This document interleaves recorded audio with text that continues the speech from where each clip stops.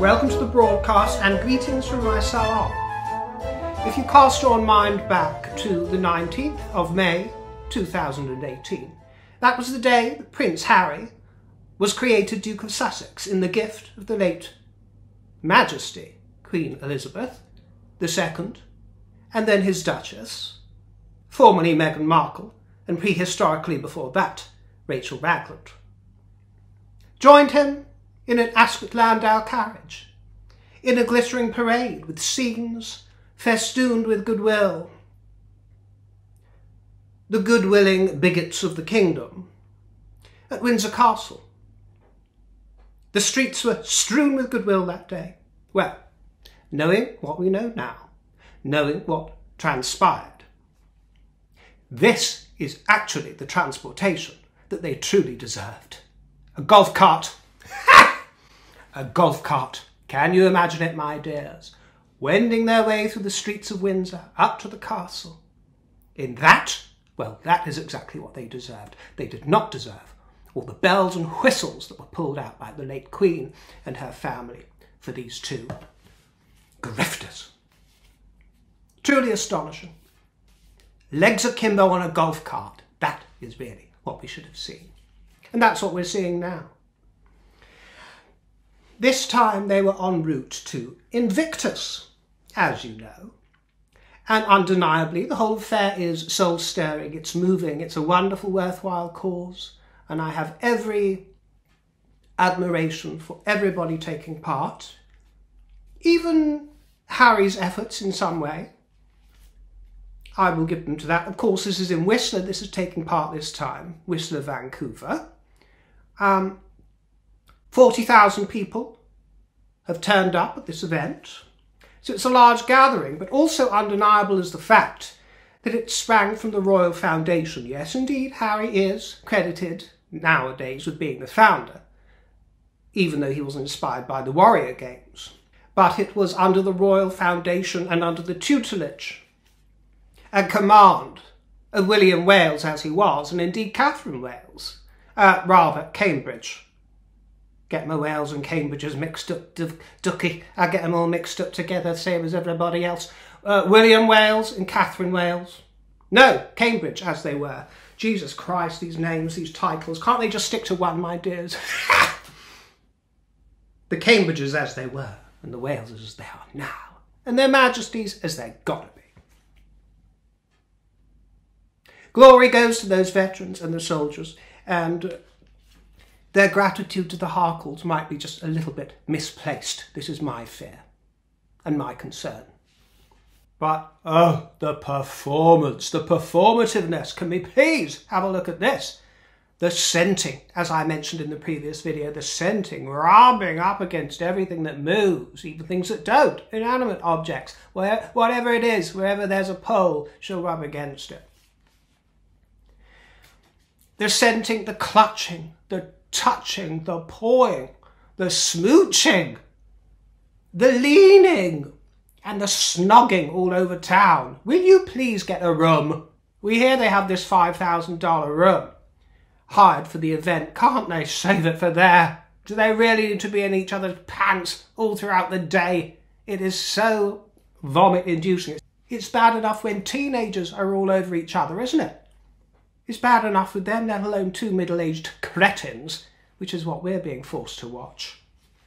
It's like voyeurism, and I don't enjoy that, my dear. Are they going to start doing the deed in public soon? This is my worry, that they're actually going to start humping all over Whistler and Vancouver and everywhere else they hop around. There seems to be no limits to this disgrace. It is such vulgarity, these PDAs. Princely displays of affection. No, thank you. No, thank you, my dear, that ain't royal. Not like that. The gentle, tender touch of a hand from time to time. A gentle pat to the buttocks. Seldom, you know, a little affectionate touch or glance, of course. Royals are humans, but at the same time, they are royals. And pashing on like little kids behind the bike sheds is so utterly gross to witness as they parade their titles around. The Duke and Duchess. No.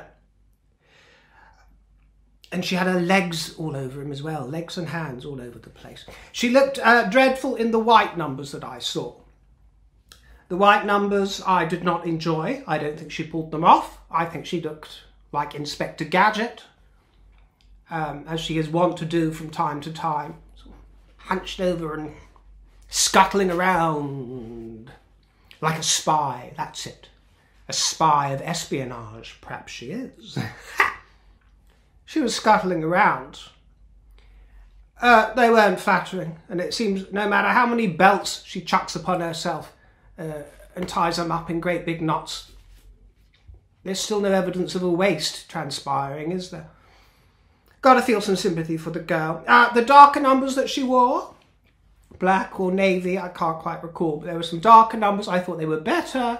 Not perfect by any stretch of the imagination, but better, and the lighting was better when she was around them, so she got away with some of them. She's really doing, when she introduced Harry to the stage, she is really doing her best. Gunning for an Oscar, isn't she, my dear? She's doing her best Vivian Leigh. The great actress Gone with the Wind. But in actual fact, it was a damp squib, and I'm not just saying this. When I saw a little bit of that footage played and I heard the audience's reaction, it was tumbleweed. It was tumbleweed, not enthusiastic at all, because you'll think that they apparently love Harry and seem to care for Meghan, and if you'd think that they'd show their appreciation, their enthusiasm for everything that's been disparaged about them with a great big cheer. No, there was none of that, my dear. None of that. It was tumbleweed with a few little pathetic yelps. Most satisfying to us. The audience were asleep, and she said something about, oh, now that I'm back on Canadian soil, I'm back on Canadian soil, it feels like home. And I'm not exaggerating, my dear. I'm not even camping it up. That's exactly how she does it. Throwing her head back. And, it's just so wonderful. Back home. Well, the people of Nigeria are going to be most disappointed, because last year that was home. Before that, old Blighty was home. Wherever she lays her hat, that's her home. Poor old Nigeria. She was crowned, Queen Adamazi. The great and grand Adamazi is in town, but now Canada is home. Marvellous Canada. Oh, the charm goes on, doesn't it? She actually resents, you can tell, being Harry's warm-up act. Because that's exactly what she was, wasn't she? She was warming up for Harry. He was the main star of this show, but oh, no, no, no, no. That will not sit well for Meghan. You can bet your bottom dollar her teeth were itching. He just comes on for a cameo. Why am I introducing him? I'm the star attraction. The Grand Duchess. She was bored boobless listening to him, but she stands there in deep appreciation. Of course she does, doesn't she? He is just the clown in her eyes. And he looks like a clown, I'll give him that. He is the clown, he is the court jester. The spare.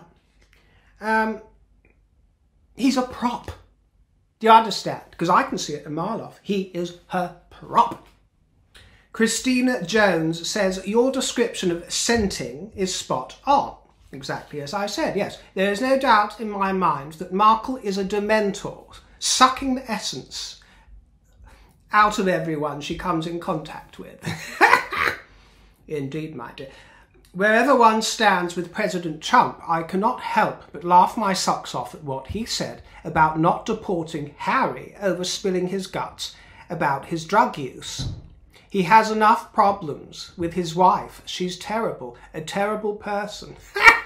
Brilliant. He said this on the day she landed on her broomstick in Canada. Will she respond? I bet not. I wonder what dreadful antics she will pull out of her cauldron for the rest of the games.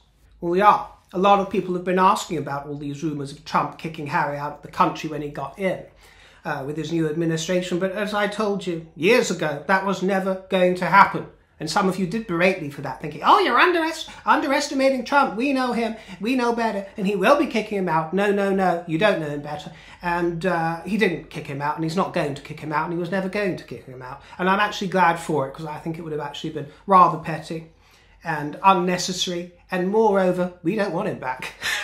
I'd much rather him stay over there. my dears. Trump was never going to do it for many reasons, even if he had the power to do it, that is, assuming that he had the power to kick him out. He would never do it. Diplomatically speaking, it would not play well. And also, although Mr. Trump, President Trump, does have a genuine dislike for Meghan and has got his mind firmly made up about her, I think there is a begrudging affection for Harry underneath the bravado and the bravissimo.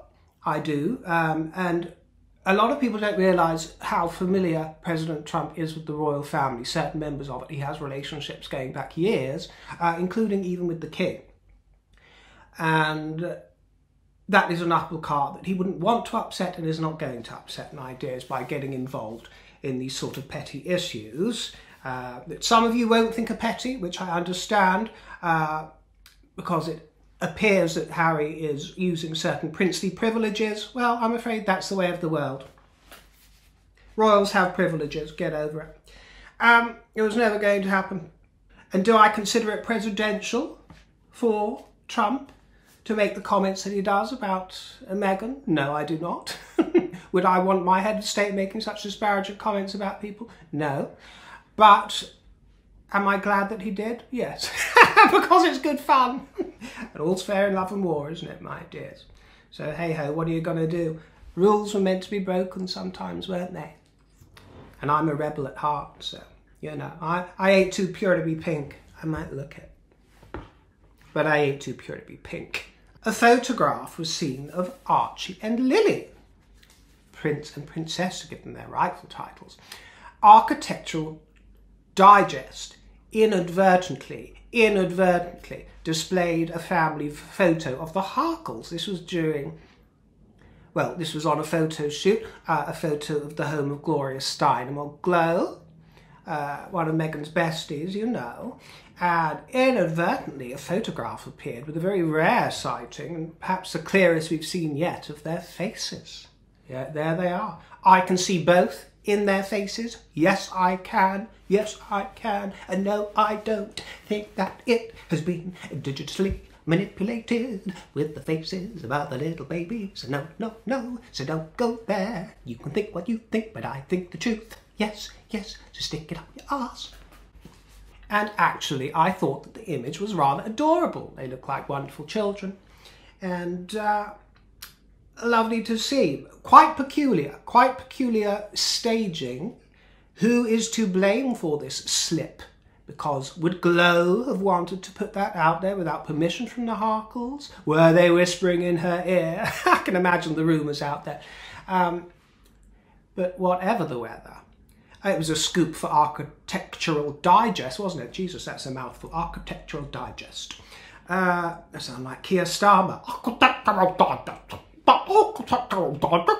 That's how our Prime Minister speaks. Bless him, apparently he's been having lessons. We all have our off days. And also a chef by the name of Vikram Vij has come forward to say that they are an amazing and beautiful and very friendly family. And he said that Meghan said that during her pregnancy she had eaten only Indian food, I think for cravings, and he told her that that was the best thing for her. So isn't that very interesting? And I can only hope that it gave her ring sting. Just moving my chair over a bit, my dears. I didn't realise that I was giving you a rather inelegant view of the radiator. It's not especially a wonderful view, is it? But then you've got other things to look at, haven't you, my dear, to tantalise you. Eat your heart out, Meghan. Eat your heart out. So-called star of the show. Not when River's around, darling. You can shake your pom-poms as much as you like. The King's black tie dinner was an elegant affair, wasn't it? A very elegant affair. Why didn't I get an invitation? This was at Highgrove to celebrate, and it was fun actually seeing the Queen's sister there, Annabelle. Hello, Annabelle, my dear. Bring me along next time, won't you? And one of the Queen's companions, or a few of the Queen's companions, at Highgrove to celebrate Anglo-Italian relations and the benefits of what is termed slow food and fashion, and the slow movement was founded in Italy in 1986 by Carlo Pettorini, a food writer who was campaigning against the opening of a McDonald's in Rome at the time, in one of their fancy piazzas. He didn't want it there, and he wanted to encourage slow food, this movement. And actually, he was a great fan of the kings, or Charles as he was. He described him once as a visionary and as the patron of the slow food movement, our spiritual guide. So he's been getting high plaudits for a very long time from Italy. And the Beckhams rocked up, of course they did. They always are at the beck and call of the king. The Beckhams of Buckingham Palace, oh Bexy and not so poshy, devoured the noshy, and they slurped up all of that spaghetti at the king's Gloucestershire home. Delicious. And they were joined by Donatella Versace and Dame Helen Mirren. Mr. Beckham is an ambassador for the King's Foundation, and the actor Stanley Tucci was in the vicinity, mingling with 80 guests of the King's at this feast, which was designed to champion homegrown British produce and authentic Italian flavours. The menu was painstakingly sourced throughout many months and sounded really rather thrilling. This comes ahead of April's state visit to Italy and to the Holy See. So they're getting in the mood for some glamour and some food and love and romance of Italia. A little touch of class for a moment, and something that always brings good cheer to all of us, and that is the Edinburghs. The Duke and Duchess of Edinburgh, just a bit of goodness in the world and happiness as they continue their tour of Nepal. And in Godavari, their Royal Highnesses planted a magnolia tree at the Botanical Gardens before exploring the Living Mountains Lab. And at the Gurkha Welfare Trust, they met former Gurkhas and their families. And in Pokhara, they attended the attestation parades, honouring the 200-year partnership between the kingdom and Nepal, and the remarkable service of the Gurkhas in the British Army. Lovely smiles, aren't they? Gorgeous, broad grins that they have. Beautiful. It's genuine happiness, you see. Authenticity in each other's company. No clawing and pawing, and all of that malarkey, my dear. Just pleasure in the company of love. And indeed, Edward said that they are still best friends after 25 years or more of marriage, through humour. Humour keeps them together, he said, especially when you're travelling and you never know what's coming next. The Princess Royal returned to Southmead Hospital to thank the team who treated her following her accident last June. The Bristol Hospital provides a range of services to a local population of 750,000, as well as being a major research centre and teaching trust. During her visit, the Princess visited the intensive care unit and multi-faith space, the Sanctuary, meeting staff and patients. Truly royal. Well, we got a little bit spicy a video or two ago, didn't we? And I received a few spicy questions, and I'll just take one here in this little agony aunt corner. I'm turning into Claire Rayner or Aunt Denise. Agony aunt corner. Yeah. This is regarding the lovers that I experienced from different corners of the globe, all over the different flavours that are served up on the menu of life. And this question comes from Marley, who says, Dear River, educational question. How do you handle, and what can you say, to a man who kisses only with his tongue and no lip action at all? I think that is disturbing. A nice kiss is the massage of lips against each other, and when passion indicates the slight opening of the mouth and minimal tongue. The man I'm talking about leaves the inside of my mouth so sore from all the tongue whipping. Ouch. Well, how long have you been putting up with this, my dear Marley? It sounds like you've been making out with a washing machine for some length of time. What are his lips like? Perhaps he's got skinny lips, no lips, or if they're there, he must resemble a codfish while he's going away, my dear, with all of this tongue whipping. But actually, if you insist on keeping him, if you're not going to chuck the boy aside, if you insist on keeping him, there is a very simple and very elegant and very pleasurable solution to your quiz, my dear. In fact, you could be one of the luckiest ladies of the kingdom, or gentlemen, or lady boys, however you express, my dear.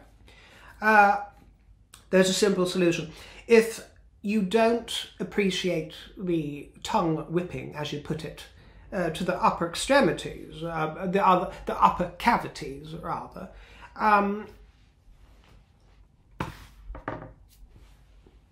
Send him south of the equator.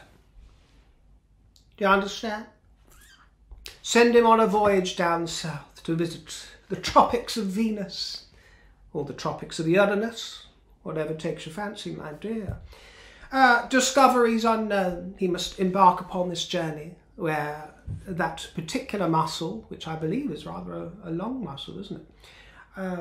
Another long muscle, where it will be put to better use. My dear, you won't have to put up with all that salivating at the top, but you will have the pleasures that accompany activities of that sort. But is he game? I don't know. They have to have a real passion and a real desire to set off on that particular voyage. Do you understand, my dear? The ocean calls from the south of the equator, you know, like Bally High. It may call you any time, any day, but you have to be receptive to the call. The gentleman has to want the call that comes from the ocean, from Bally High, to travel down south and make that excursion, do you see? Otherwise, you know, if his heart's not in it, then it'll be like a cat flap in the breeze, my dear, and not really have the same sort of effect, you understand? We are going to round off today with a Keepsake Kaleidoscope, because you've been enjoying that and meeting Basketeers via the Keepsakes. This one from Leslie, lovely Leslie, who has exquisitely curated this vignette tableau on a tray of opulence, jewels, a fan, crowns and the Queen, she says. Isn't it divine? Isn't it divine? Leslie is a woman who certainly has the eye. She has the eye, the creative touch. I happen to know Leslie in some small way. She is a curator of taste and has an innate understanding of elegance and visuals. So I was very pleased with that. Steph gave this offering surrounded by brambly hedge stuff.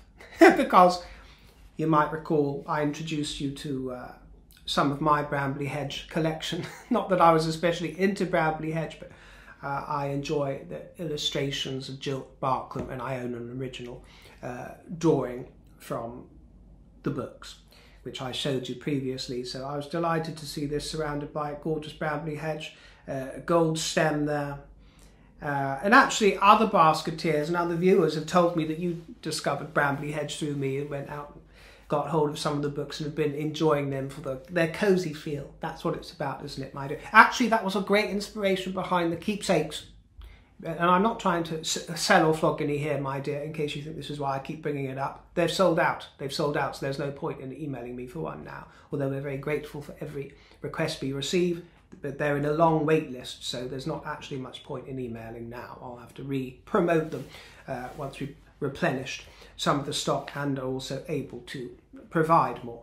But that isn't why I'm bringing it up, just to say that it was because with the brambly hedge book and my illustration of it and my little souvenirs, when I need to feel cozy and escape, even just for 5 minutes over a cup of tea, I put it out and I look at that illustration and I'm there and I'm cozy again.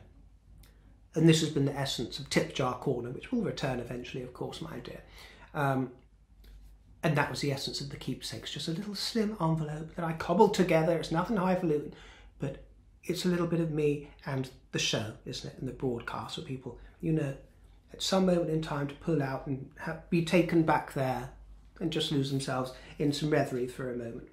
Do you understand?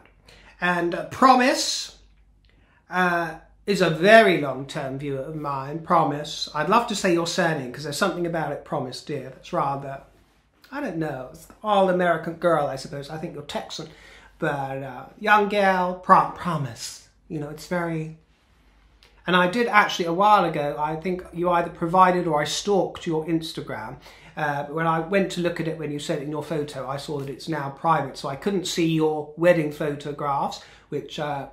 I did see your handsome husband, though, when I stalked you before. And I thought, wow, they look such a happy, lovely young couple. So congratulations, my dear. And she returned from her wedding to find my keepsake on the doormat. What a wonderful reception. Was that as you were carried over the threshold, my dear, or as you carried your beau, your husband, over the threshold? River has brought much joy and laughter to my life over these past years, and this keepsake holds a very special place in my heart. Well, that's wonderful. Promise. Promise to try. See, I'd get so carried away with your name, my dear. I would have to camp it up to the nines. I don't know if you understand that. I'd have to camp it up. Because surely during your wedding you would have had to say, I promise, take thee, Roger. I can't remember your husband's name, my dear. I promise. I promise. Because I am promised. I love it. It's wonderful. Getting carried away. Thank you for your vignette, my dear. Amanda says, it was as if each souvenir was personally picked for me, and she displays hers on red gingham, delicate yarns, and rare figurines. Rowena set hers up here with Scottish tchotchkes, and she placed me next to Robbie Burns' cottage with a Scottish theme. My dreadful Scottish accent's going to come up, me lovers. No, that's our Somerset, isn't it, my dears? Scotland, King Cosy Socks. Can't do it. But I love seeing the cosy fruits of Scotland, the acorns, and the, what else was it? Had the thistle, and all of those accoutrements from Scotland. I love it. And the oak leaves, thinking about those girthy trees from the men of Scotland with the wonderful rugged accents that they have and the thick thighs that they have. And I'm getting carried away again, my dear, aren't I? What's going on with me today? Judith Lathery or Lathery, and I say that because in the village that I grew up in, there was a Lathery, but I think we pronounced it Lathery. And she's dead now, but she was the village gossip. But in a kind way, meaning she knew the history of the village, she knew the ins and outs of every family that ever lived there, every shop owner, butcher, baker, candelabra maker, all the rest of it, my dear. It was Mrs. Lathery. Oh, Mrs. Lathery. Yeah, it was. Lathery or Lavery, maybe Lathery.